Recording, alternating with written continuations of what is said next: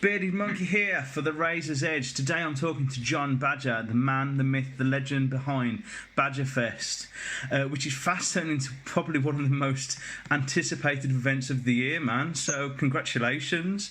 How are you? Cheers. Yeah, I'm good, mate. Just plodding along and working from home, and just trying to get. Well, hopefully I can do some gigs this year. hoping. Whether it's putting on a gig or actually playing one. Yeah, man. You're somebody who has your fingers in a lot of pies. Genuinely, I kind of see your name like in lots of different projects and things like that. Tell us about some of the things that you've had going on recently, man. Yeah, so of course, for anyone who's watching, I run or operate a festival called Badgerfest, and I'm a musician as well. So I'm a drummer, and I've played in sort of quite a few bands over the years, so in various different styles, different genres as well. So whether it's being in a full-time band or being a live session player or a recording player. So I've been helping out some bands recently. We can sort of go into detail about that as well. So, but yeah, definitely, I'm always busy. Yeah. Always got my finger on the pulse, if you like.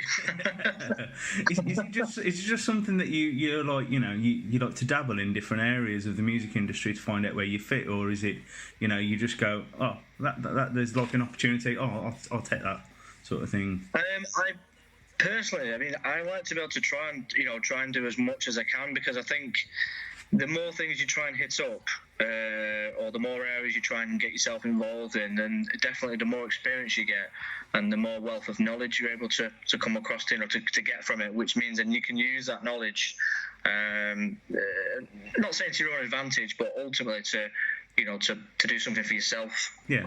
So when I first set up Badgerfest, before even I put the event on, or put it out anything on, like on social media, saying there's an event coming up, sort of thing. I spoke to a number of promoters. Some of them you'll probably know. So I spoke to, unfortunately he's not around anymore, but Steve Dixon from Mammoth Fest. Yeah. I spoke to Jay McGuire, who does HRH and Breaking Bands, and then there was Simon Yarwood, as you probably know Simon. Yeah. And I just spoke to these guys really, just to say, back in 2016, it was just an idea that came forward to myself. A lot of people said, look, when all the bands you've been in, you've always been the guy who's been booking all the gigs for all the bands and organising everything, and maybe have you ever thought about putting your own gig on, sort of thing? And someone hinted the joke name of Badgerfest, for example. Yeah. So I spoke to these guys, asked them for advice. It wasn't a case of trying to find out their tricks or their trade. It was a case of if you're giving someone some advice, what kind of advice would you give? And they gave quite good sort of consensus advice, which is don't start off too big. Understand the bands you want to put on. Get the right decent size venue, make the ticket price affordable, and ultimately make sure you promote it. And these are just some of the things that I sort of took away from.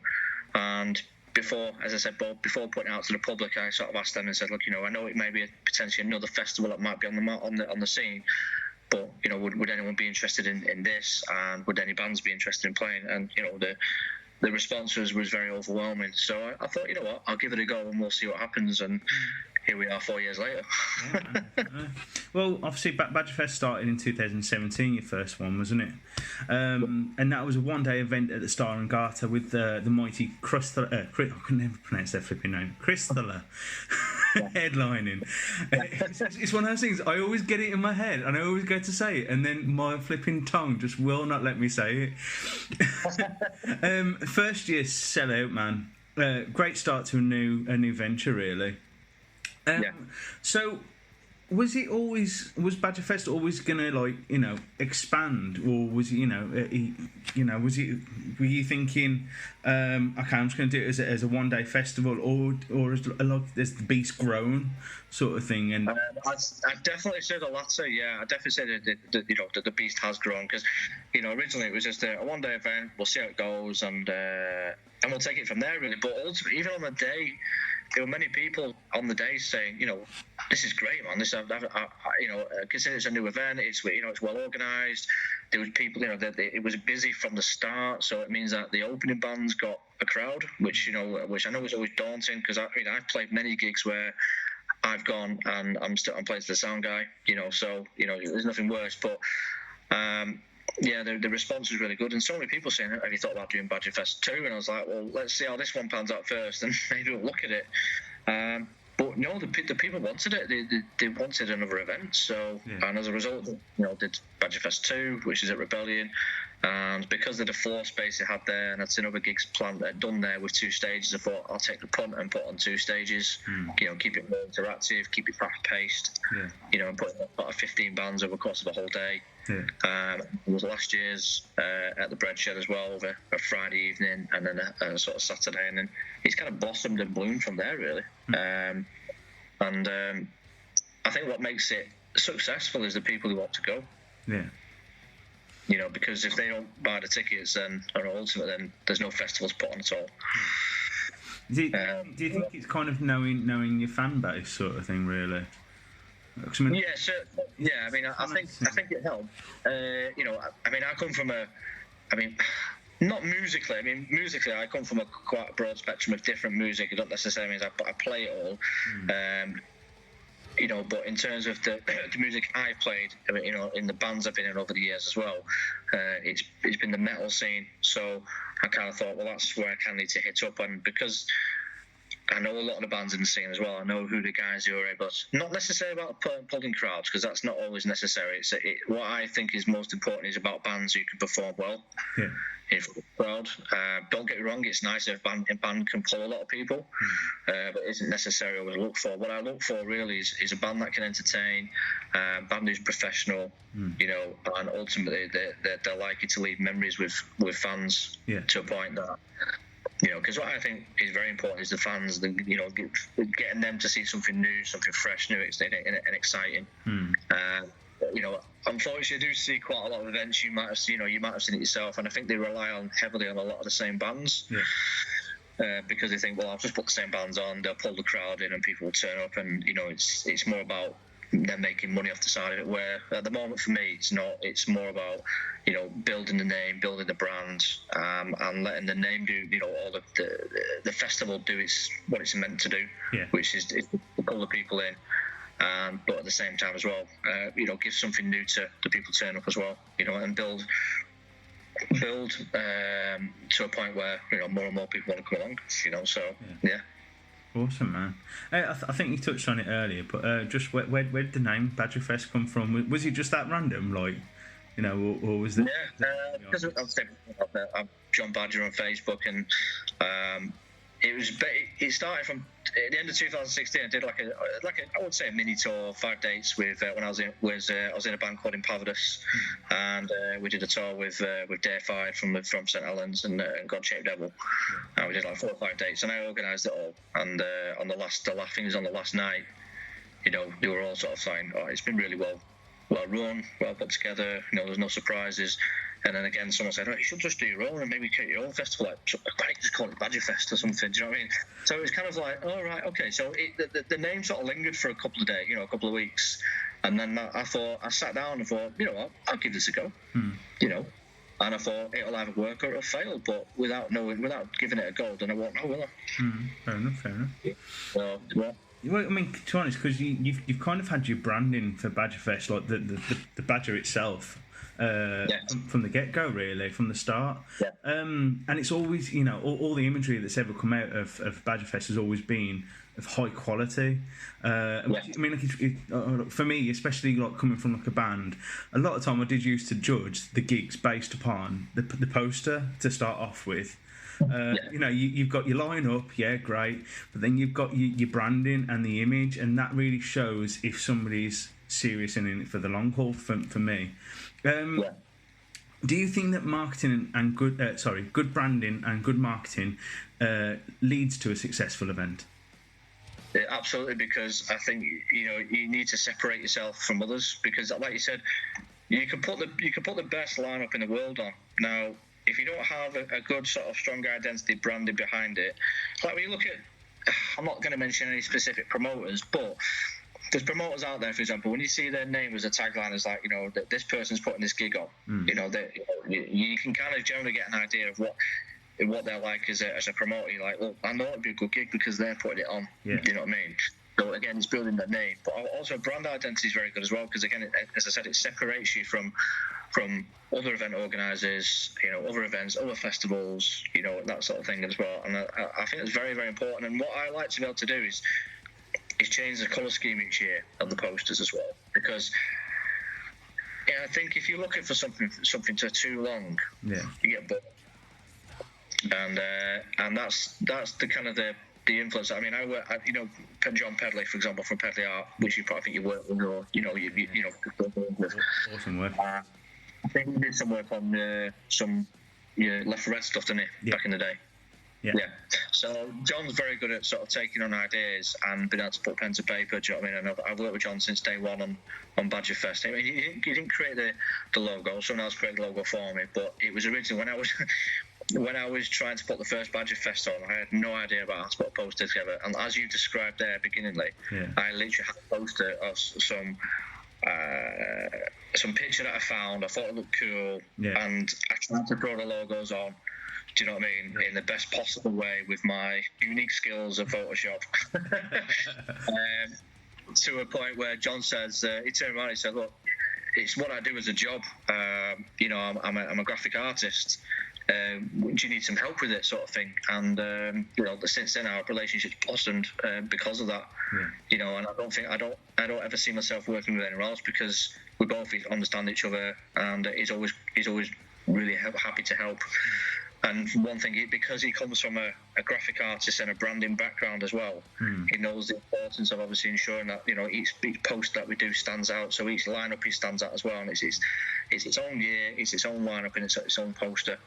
So if you set them sort of side by side, you can really tell the difference. But what's been really good as well is to see these posters side by side from year 1 to year 4, which unfortunately year 4 has not particularly happened. It's going to be next year. But you've got to see the evolution, and not only just the evolution as well, obviously more bands, and I don't like to use the word quality, because quality was there from day one with the band, but in terms of the broad spectrum of band wanting to be on Badgerfest. So the amount of applications that I got last year for bands wanting to appear, it was massively overwhelming, because then but unfortunately I'm the one who has to sit down and go through them all.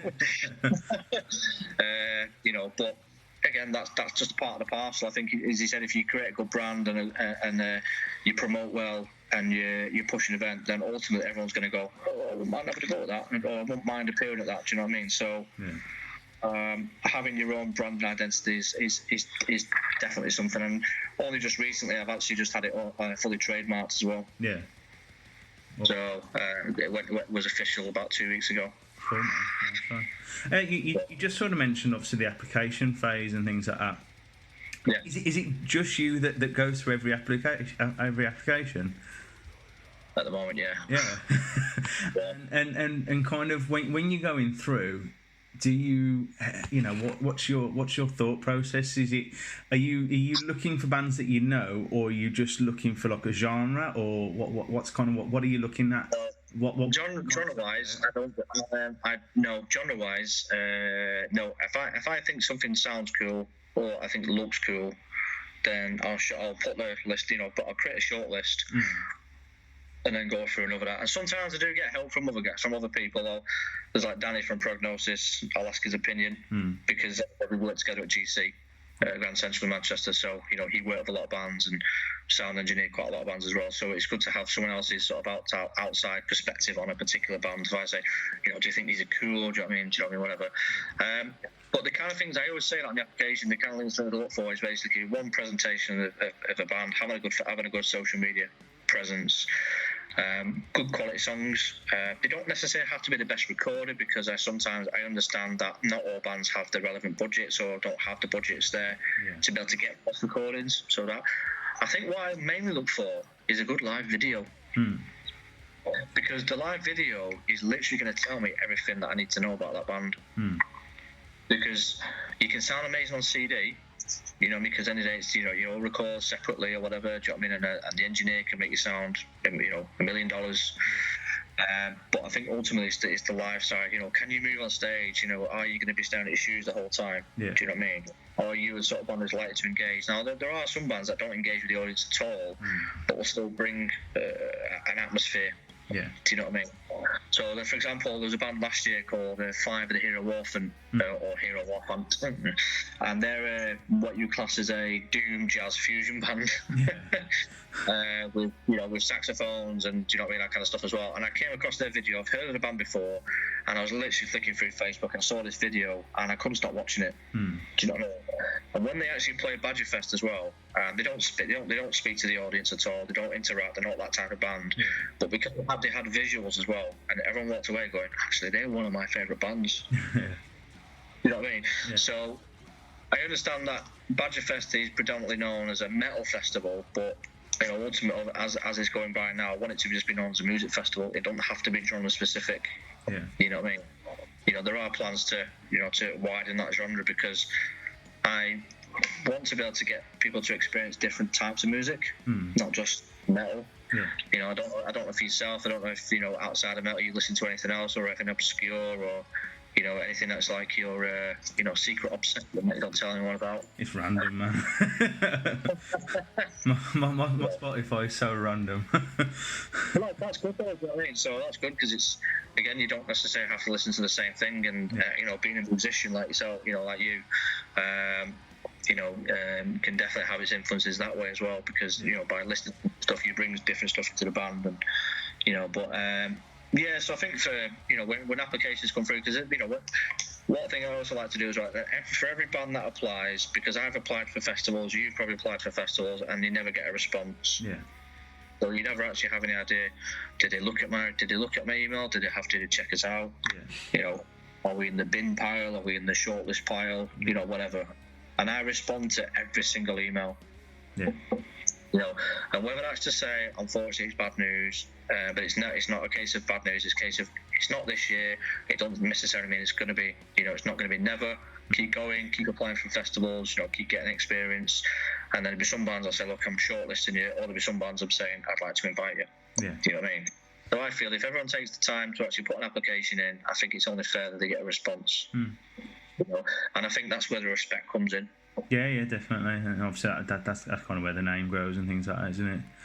That they at least know they've been heard, and things like that. That's it.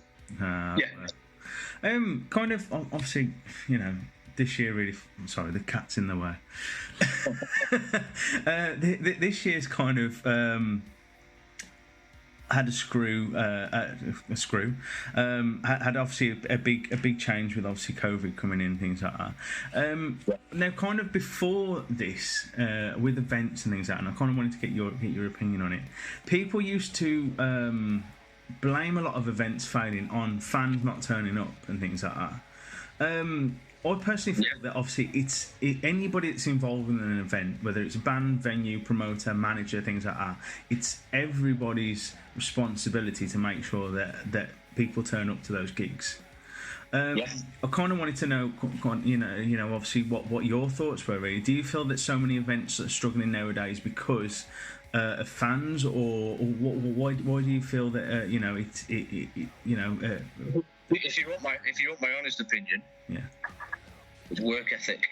Yeah. Now, what I mean by that is, now don't get it wrong. If you're promoting a fairly decent big band, a promoter really doesn't have to do that much, because if they're well known, then of course people will buy tickets, and it's just a case of just plugging away to the odd time, just to remind people, don't forget your tickets, or these are the stage times, or do you know what I mean, whatever, or put this, check this band out, who's the opening band or whatever, and that's kind of majority of the time, that'll be fine and that'll work out. Now, in terms of the underground, I found it's much harder, and I think for the people who work in underground who are a promoter, seriously deserve a lot of recognition, because in order for an event to be successful, they have to spend a lot of hours. Now, I've seen many people thinking that they can just share an event, like a Facebook event, and that'll be enough. Yeah. Now, and unfortunately, it's not. Now, what I like to be able to do on some of the bigger ones is definitely more old school approach, which is getting out there with flyers and posters. But you don't really see that anymore. Yeah. Unfortunately, you know what I mean. And of course, there is an element of a contribution from the bands as well, because at the end of the day, if you've got 4 bands on and you're the promoter, 5 words, 5 mouths, if you like, are better than one. You know what I mean? So, and I think it's the mutual respect that you might have with the promoter with the bands that you've got on. And I think if you're a good promoter and they want to be able to play in front of many people, they'll listen to you when obviously you ask them, can you just share this? Can you just post this? Do you know what I mean? Yeah. They'll quite happy to do it for you. But if you as a promoter are not willing to do that yourself, then they will not do that either. And unfortunately what happens is they'll turn up at the event, they'll sound check, and 5-10 people walk through the door. Yeah. You know what I mean?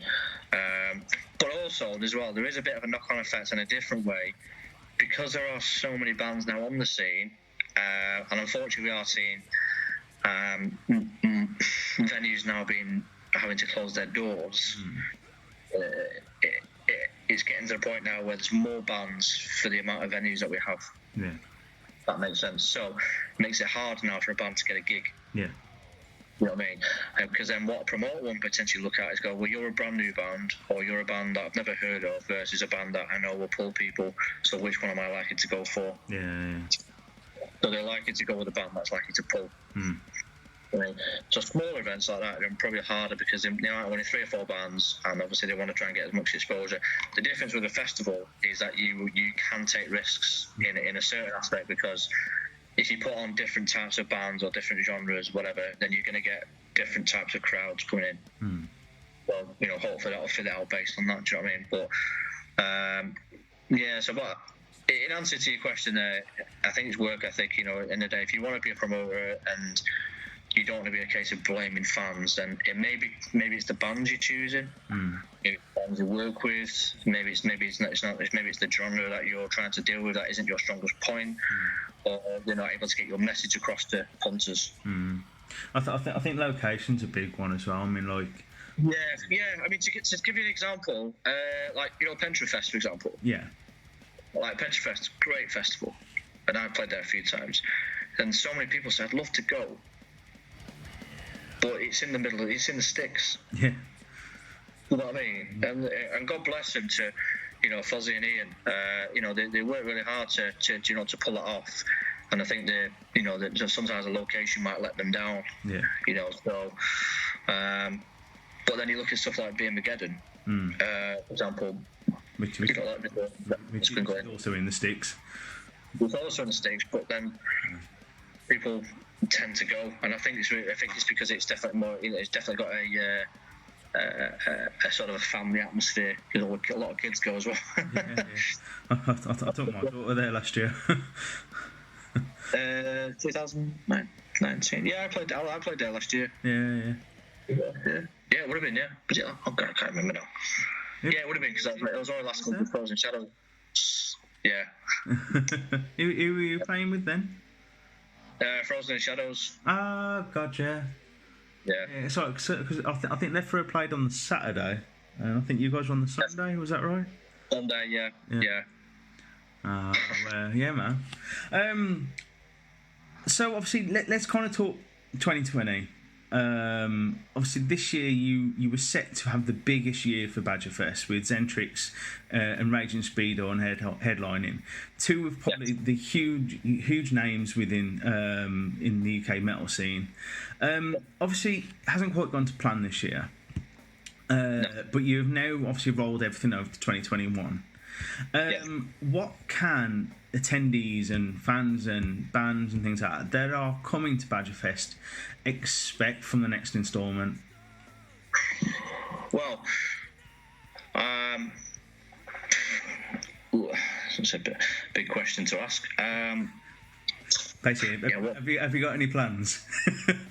Yeah, I have. Yeah, to be fair, so because even though this was all going on, quite a lot of people were still buying tickets. Yeah.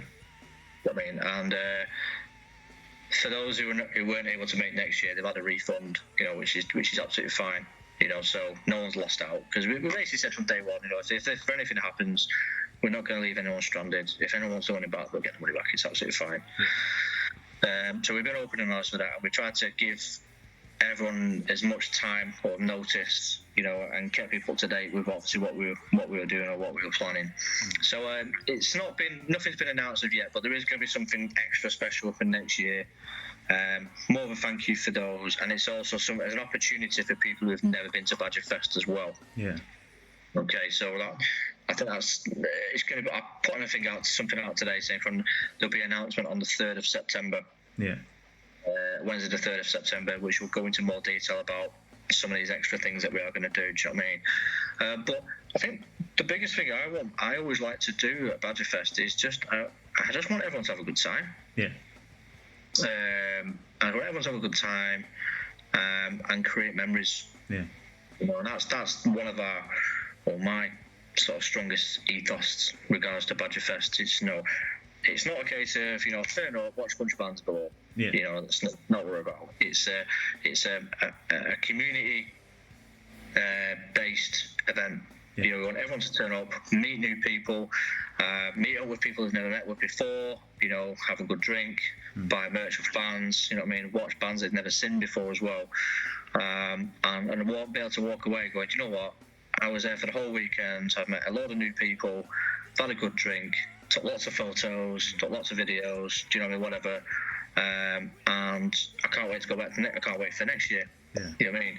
And so far, a lot of people who have been from year one, or they came from year two, whatever. Do you know what I mean? They've all said similar things. And one thing that's nice as well is that from a fan's perspective and also the band's perspective as well, they've all said it's so well run, the event.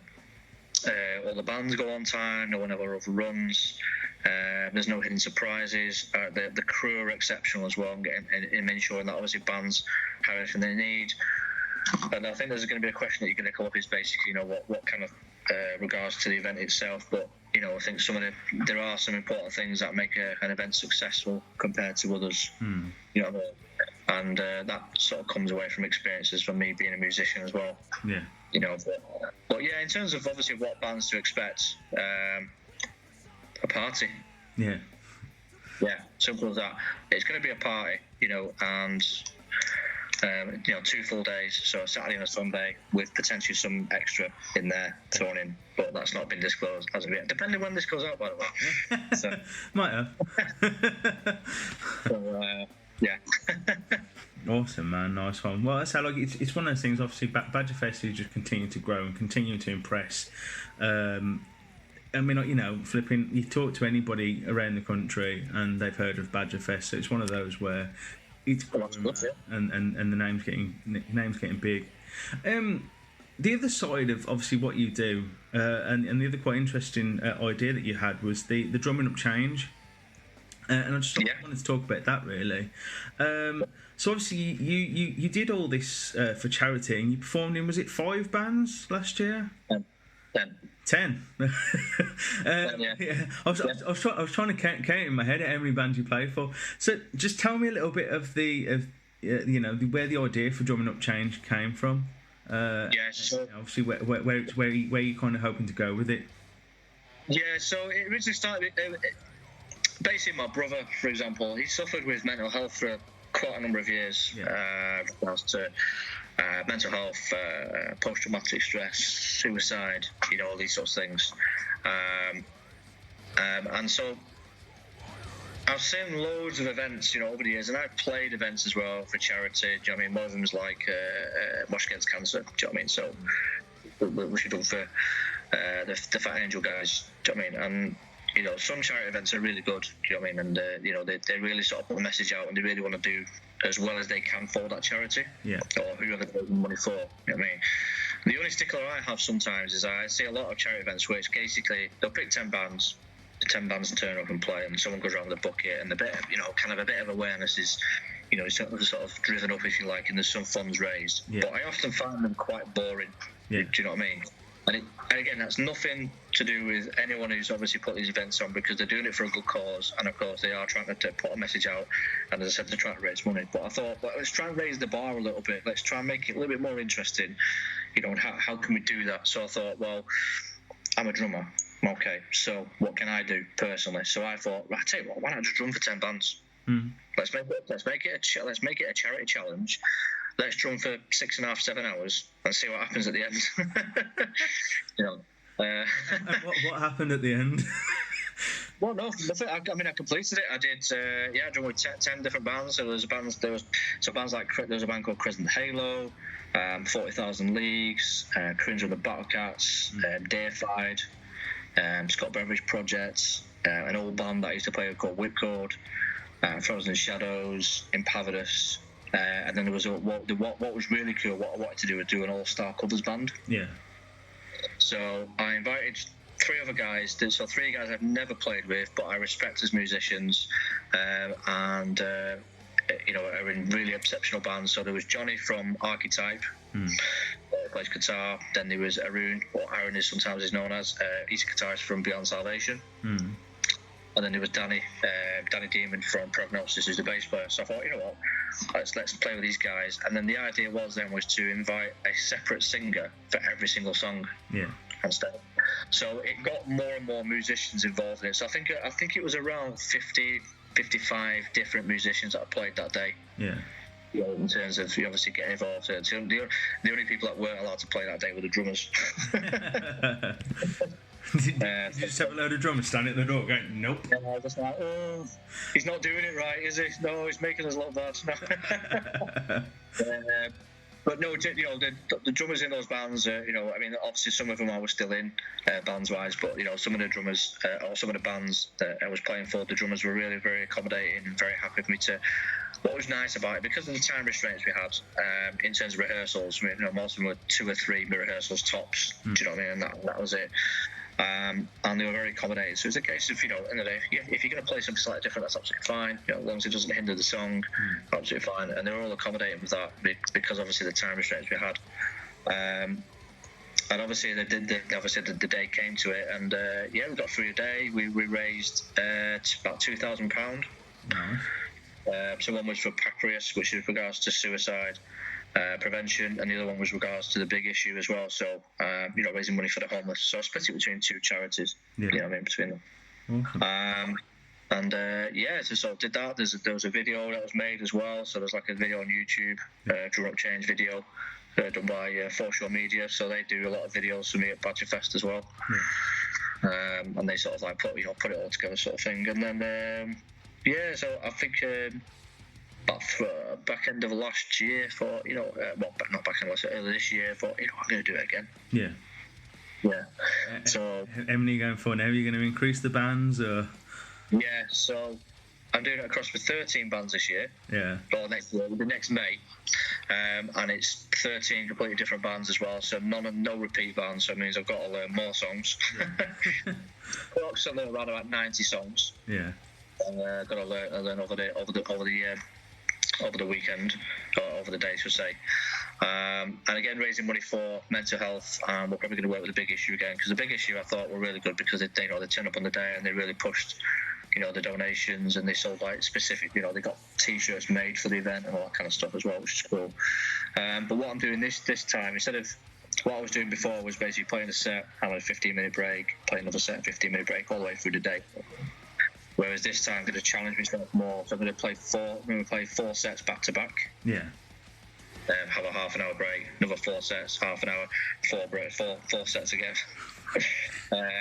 And then play like best part of probably an hour and a half to 2 hour All Stars cover set again, sort of thing. So I think that's going to be about 7.5 to 8 hours. Jeez, man. I'll tell you what this calls for. A montage.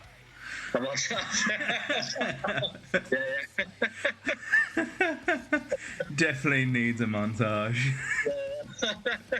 I expect to see you running up those steps in is it Pennsylvania now? Philadelphia, running up those steps. But